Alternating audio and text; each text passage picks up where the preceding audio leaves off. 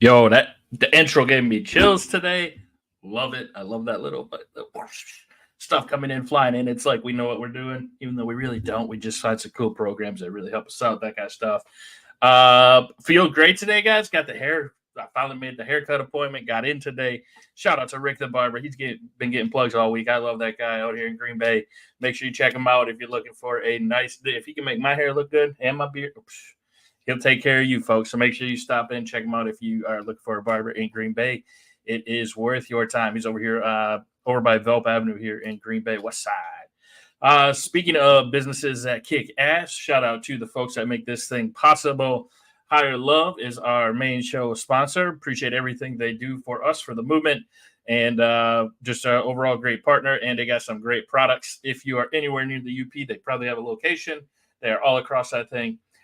Excuse me, make sure you stop in, check them out, use that code.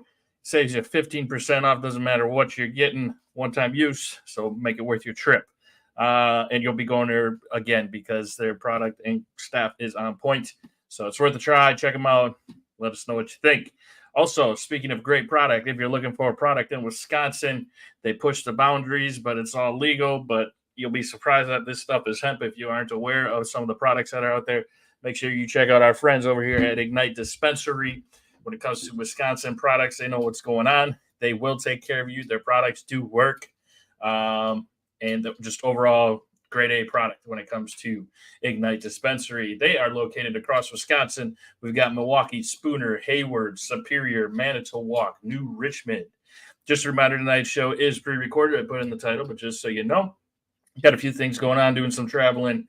Thought we would go over some news like we usually do. It'll just be a little weird for me because I won't be able to see your guys' comments on this live. I'll probably be checking in on the phone, try to get to you guys that way. So appreciate all of your guys' support. Speaking of people that make this thing possible, this would be absolutely useless if it wasn't for you guys and gals, obviously. When I say guys, I mean everybody. But it is all of us working together to try and make some noise. And we are growing. We hit that 30,000 mark on Facebook. Be ready, folks. Be ready. It's election time coming up. We need these folks to listen to us. We deserve legalization. 85% of the folks are for it.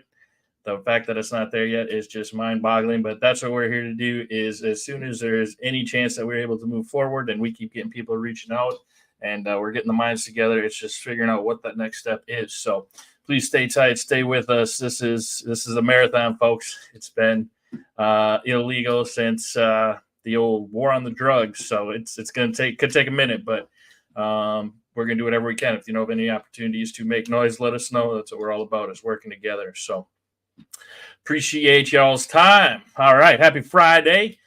Hopefully you got some relaxing plans this weekend. It's going to be a scorcher out there, folks. I've always wanted to say that. Like if I was the news guy, you see that in the movies, that kind of stuff. So that felt really good to say. It's going to be a scorcher out there. Please make sure you stay hydrated. Yeah, it's going to be hot. It's going to be really hot. But no, hopefully you have a great weekend coming up. We got a few things in the news, mainly some states around us. Let's see what we got cooking here, folks. Let's get this on the stage. That's what we call it over here at the, what do we call this? This isn't really a studio. This is just an office I'm in. So, and I'm moving because we have baby coming. Oh, you can't see because I got the green screen. It'll take me too long to shut that off. There's more baby stuff in this office than paper clips.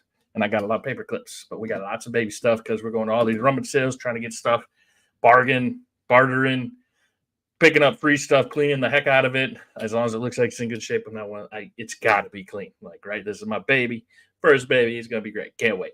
But definitely taking over the office. So for now, we'll just be hanging out in the office. We don't have any other coolers named for that. So stay tuned. We'll get you updated on that as soon as we can. All right. So we've got Missouri officials. Now, how cool would this be? So, of course, I had to click on one thing that, here we go. Missouri, nothing happened here. No computer issues. What are you talking about? How cool would this be for Wisconsin if we, not just Missouri, but what if we, Wisconsin, transferred $11 million, but in this case, it's Missouri. Missouri officials transfer $11 million in marijuana revenue to fund drug treatment, veterans' health, and legal services. Shout out to Missouri. Let's go. That's the beauty of legalizing cannabis. Give back to the communities. we got to tax everything, right? To tax the hell out of everything. No, it should be a reasonable tax, but could you imagine if we had $11 million to help the state of Wisconsin? This is just a small fraction of the amount of money we'd be looking at when it comes to cannabis legalized in Wisconsin. Missouri officials transferred nearly $11 million in revenue from adult use marijuana sales this week. Looks like they routed the money toward veterans health care, legal assistance for low-income people, and drug treatment and recovery services.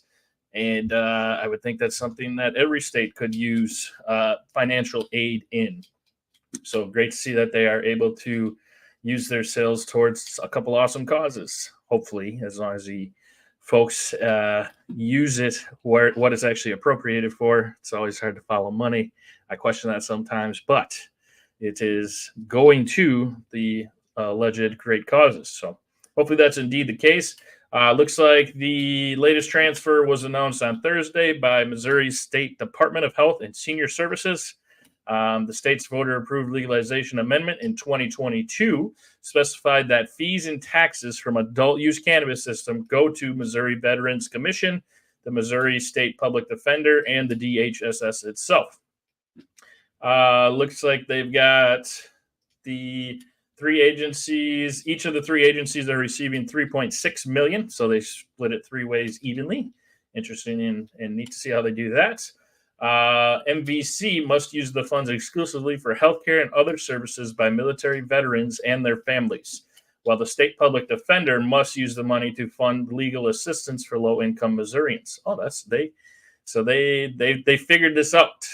It's not just going to these different parts of the government. There are different public systems that they have in place, but they also broke down like what it's to be used for in each one. So that's cool to see. Looks like DHSS will use its share of the revenue to fuel a grants program aimed at increasing access to evidence-based, low-barrier drug addiction treatment, prioritizing medically proven treatment and overdose prevention and reversal methods, as well as an emphasis on reintegrating recipients into their local communities. Love to hear it. So it looks like to that end, the proceeds will also support overdose prevention, education, job placement, housing, and counseling for people with substance use disorders. Looks like in May, regulators announced that Missouri had put more than $19 million in cannabis revenue toward veterans, legal services, and drug treatment since legalization took effect in 2022 for them. They've got a comment here from the director of the Division of Cannabis Regulation. She said, "It's so rewarding to see the impact of this voter-approved program on organizations that provide vital services to Missourians." Yeah, that's got to be pretty awesome to be a part of and to give back to the community. Looks like what she said here in January, she said taxes and fees from recreational cannabis had generated $58 million in state revenue. That top level amount first pays for operational costs, court expungements of past marijuana offenses, with the remainder getting split up between those three divisions. So there was something else on here I thought I had seen. Here we go at the end. They had a $17 million transfer that was released last November, with a large portion going to the Veterans Commission. At this time, the funds will help MVC continue to support the existing infrastructure of our 7 veteran homes. So very cool. And just a reminder, so what they've got out there, Missouri, here we go. Missouri is a 6% state tax on their adult use cannabis purchases. That seems pretty reasonable. I mean, obviously, again, ideally it would be 0, but we know there's going to be something. So again, I like to see that number. Lower, anything under 10% would be a win in my book. So 6% is pretty awesome. So kudos to them. Missouri, keep kicking ass. We're proud of you down there. Show me state. Shout out to my mom. She's born there, so she always got to talk about Show me state. Let me tell you, folks. Oh, she don't let you forget. All right. This is interesting. We got GOP-led Congressional Committee approves bill to ban most consumable hemp products, such as Delta-8 THC. This is sadly not surprising because, just like we see with the Farm Bill and the amendment that Mary Miller, a GOP Republican from Illinois, like these people just have all kinds of issues with anything cannabis, hemp, etc. Let's see what they got cooking in their latest concoction here when it comes to the GOP. So it looks like most consumable hemp-derived cannabinoid products would be effectively banned under a bill that is advanced through a GOP-controlled House committee, though the panel did add clarifying language to an attached report that appears to push federal officials to take steps towards creating framework to adequately regulate rather than prohibit certain hemp derivatives. And that is what is needed, folks. That is... Hopefully this is legit, because if that is the case, they're onto something, which is scary to say when we don't want to give them too many kudos. They'll get a bigger ego than they already have. So they've got the House Appropriations Committee approved a 2025 spending bill covering agriculture, rural development, FDA on Wednesday, with a controversial section that would prohibit cannabinoid products such as Delta-8 THC and CBD containing any quantifiable amount of THC. They checked in with hemp industry stakeholders who rallied against the proposal, which was included in the base bill from the relevant subcommittee last month. It's virtually identical to what Representative Mary Miller was trying to put in the farm bill. So we'll see how that shakes out. If this measure or the farm bill with Mary Miller's amendment in there, if either one is enacted into law, cannabinoids that are synthesized or manufactured outside of the plants would no longer meet the definition of legal hemp. The proposed ban faced sizable pushback from the hemp industry, as you would expect, through certain key marijuana businesses have joined prohibitionists in supporting the proposed policy change. I feel like the businesses who are in this for the right reason, the hemp businesses, would be for some form of regulation, because it just makes sense. Unfortunately, with no regulation whatsoever, again, we touched on this 100 times. So if you're here a lot, sorry for keep hitting on this, but this is what put me in this position. I was part of the hemp industry, and I saw that there are no regulations with any company that sells hemp as to where it's made, how safe it is, what's in it. It's scary, folks.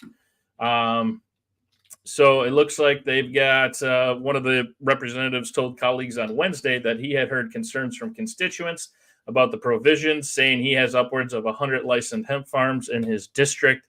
They're concerned that the language also preempts individual states who have engaged their respective industries to properly regulate hemp-derived products, Wisconsin not being one of those.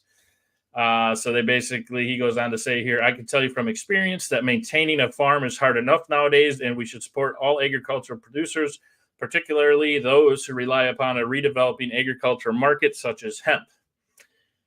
It really kind of goes into some details here, but essentially what it's looking at is anything anything from the plants having some form of regulation, which I think is not a terrible thing.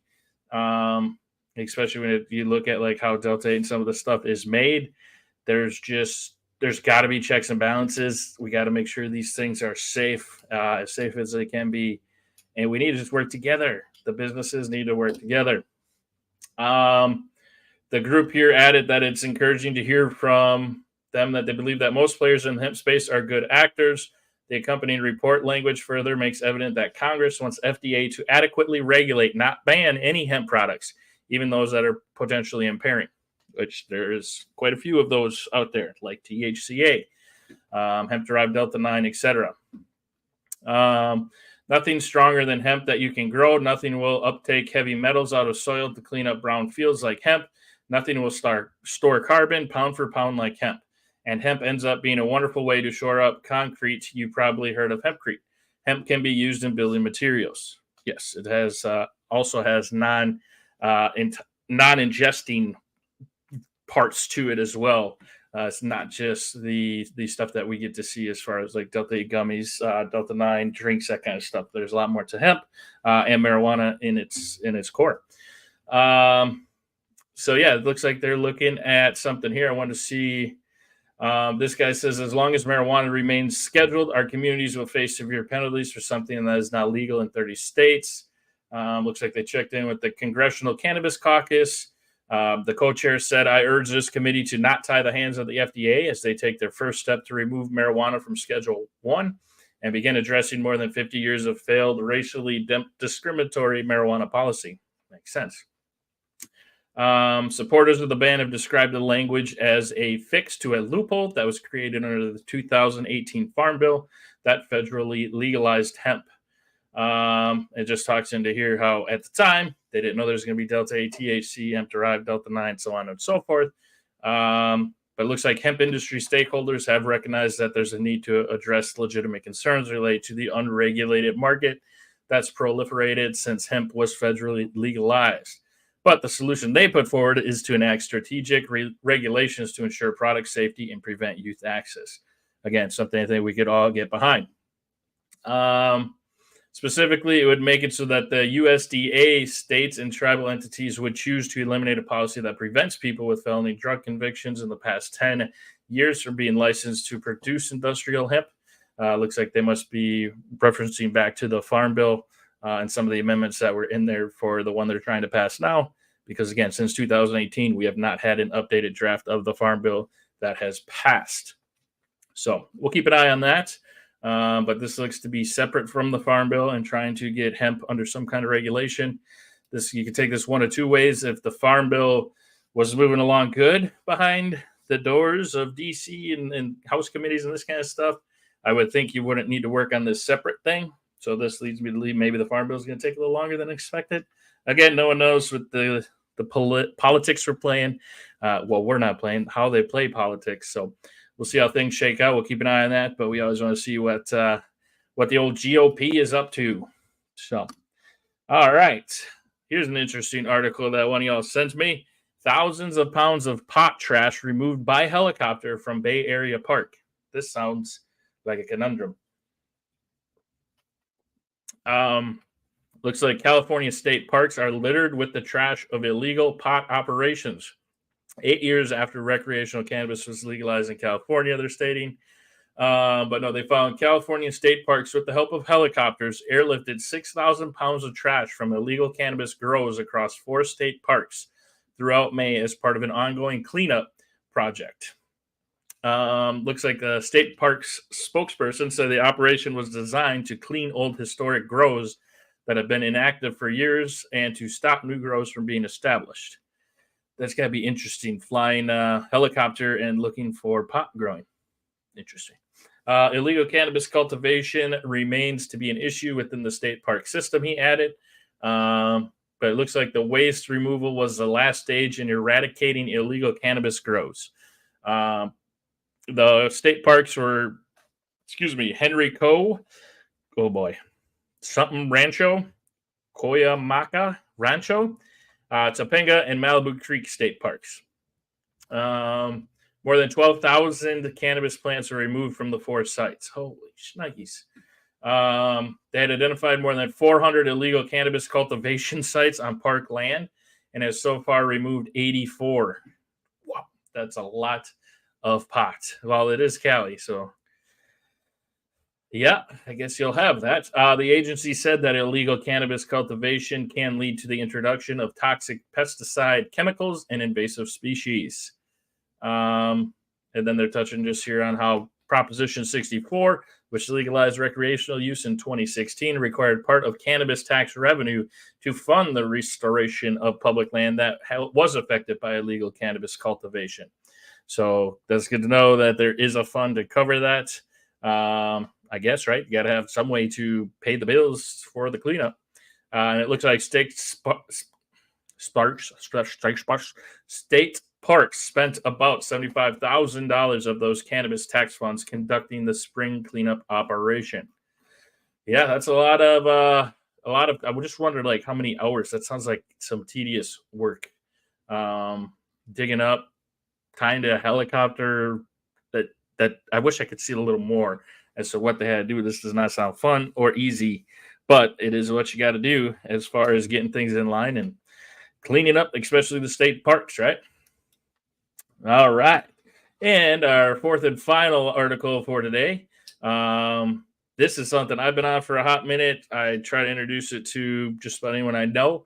I love cannabis drinks. Ignite Dispensary has some of the best, especially selection-wise. Ignite, it's like you feel like you're at Woodman's drink selection aisle, and it's just cannabis drinks. Ignite gets it going on over there. They got a lot of different options, but they also make a few of their own. And their parent company for those drinks is in Minnesota.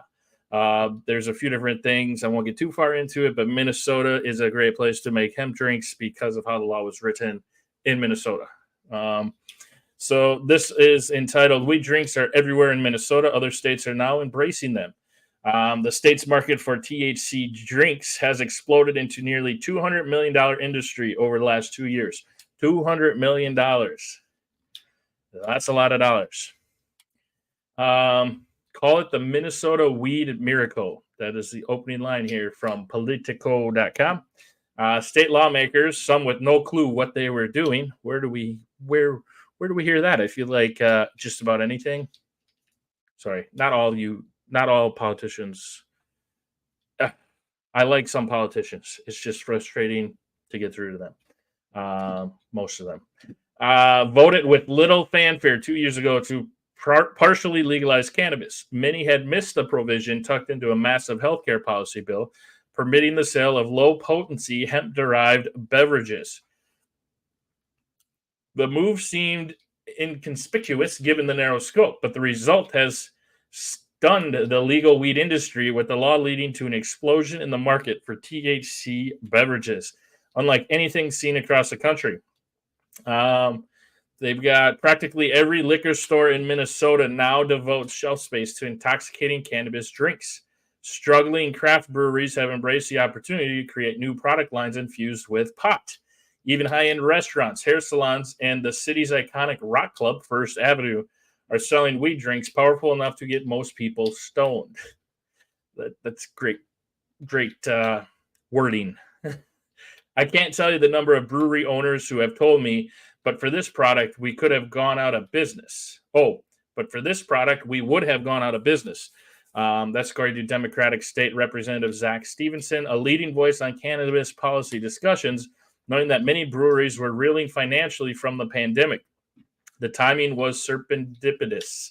The product became available just at the time that it was needed. Weed beverages have become, according to one industry estimate, a nearly $200 million endeavor in Minnesota. There's about 4,000 licensed retailers. That is a lot. And other states are beginning to follow. The hemp-derived cannabis beverage market is gaining a toehold across the country, particularly in states where marijuana remains illegal for non-medical consumers, i.e. Wisconsin. Cannabis advocates have long touted the potential for intoxicating drinks to reach a new swath of consumers. Pitch has been enticing. No beer bellies, no hangovers, no smoking. Well, you can still get a beer belly, right? Like, you eat more munchies, you're going to, right? Like, it's not beer in there, though, I guess. So the pitch has been enticing, but the market never took off, at least until now.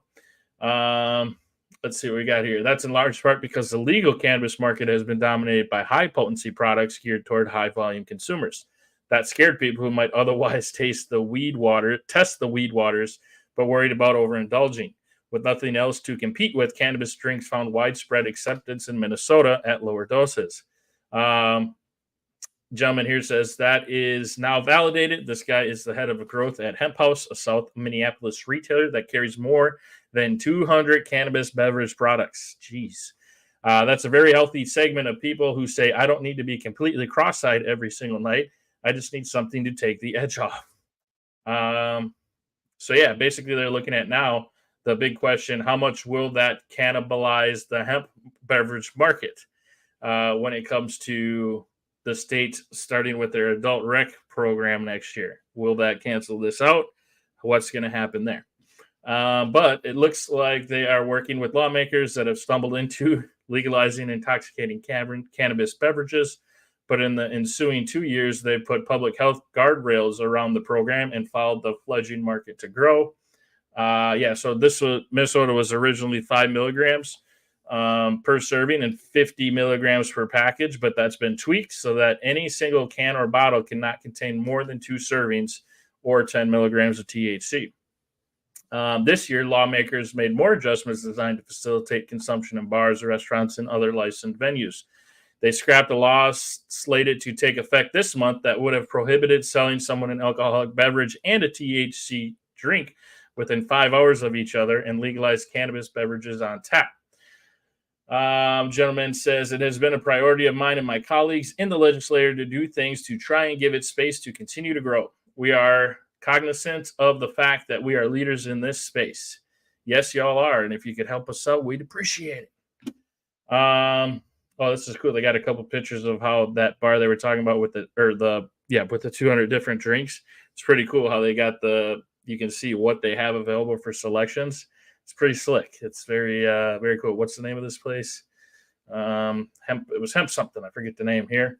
But many liquor stores were initially hesitant to sell the drinks, but now even some major national retailers, most notably Total Wine and More, have embraced the beverages. Just like he's saying here, take Walmart or Target. If they introduce a new category and within a year it was 10% of their sales, it would be earth-shattering.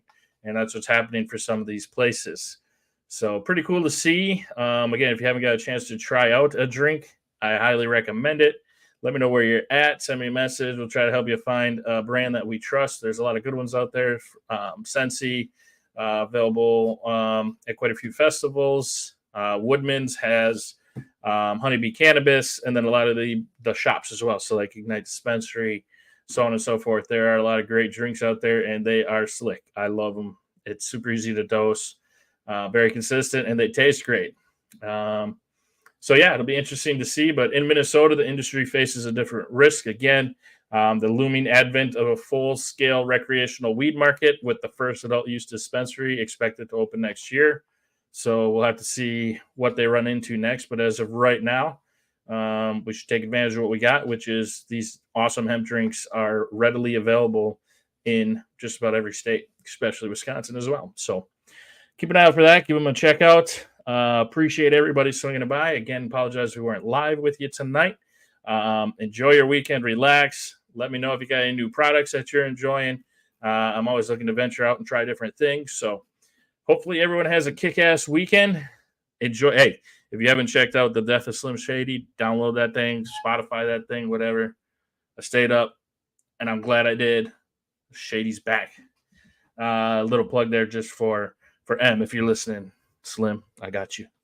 Everyone have a great one. We'll catch you again Monday. Rob Perro's going to be there. Don't miss it. Indigenous Cannabis Industry Association founder. Really excited for Monday's show, folks. Have a great weekend. Until then, Bobby Beans out of here. See you guys.